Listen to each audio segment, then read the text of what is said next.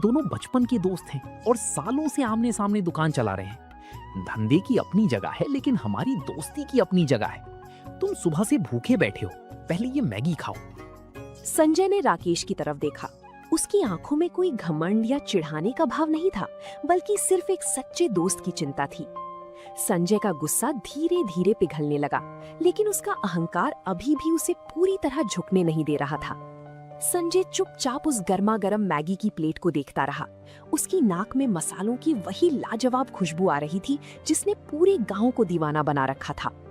राकेश के बार बार कहने पर संजय ने भारी मन से एक निवाला मुंह में रखा। जैसे ही मैगी उसके मुंह में गई, उसे समझ आ गया कि वो क्यों हार गया था। उस स्वाद में सिर्फ मसाले नहीं थे, बल्कि राकेश की मेहनत और ईमानदारी का जादू था। संजय की आंखों में आंसू आ गए। राकेश भाई, मुझे माफ कर दो। मैं कितना अंधा हो गया था। तुम्हारी दुकान चलती देख मेरे मन में इतनी जलन पैदा हो गई कि मैं भूल गया कि तुम मेरे बचपन के दोस्त हो। मैंने तुम्हें नीचा दिखाने के लिए क्या कुछ नहीं किया। अरे संजय भाई, कैसी बातें करते हो? पुरानी बातों को यहीं छोड़ दो। दोस्त हो तुम मेरे। गुस्सा और मुकाबला तो अपनों में ही होता है, दिल छोटा मत करो।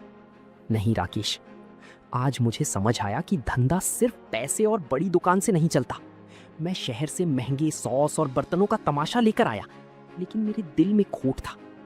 तुम्हारी हाथ में वो हुनर और सादगी है जो पैसे से नहीं खरीदी जा सकती। मेरी दुकान ठप होनी ही थी। संजय भाई, तुमने कभी खाना बनाने का काम नहीं किया था, इसलिए शुरुआत में ऐसा हुआ। राशन की दुकान में तुम्हारा कोई मुकाबला नहीं है। तुम्हारी समझ और व्यापार करने का तरीका मुझसे कहीं बेहतर है। अगर हम दोनों मिलकर काम करें तो हम बहुत आगे जा सकते हैं। मिलकर? पर राकेश, मेरा तो मैगी का धंधा पूरी तरह ठप हो चुका है। मैं भला तुम्हारे किस काम आऊंगा? संजय भाई, मेरी दुकान पर ग्राहकों की इतनी भीड़ होती है कि मैं अकेला संभाल नहीं पाता। सामान लाना, हिसाब किताब रखना और व्यवस्था संभालना मेरे बस की बात नहीं है। अगर तुम मेरा साथ दो तो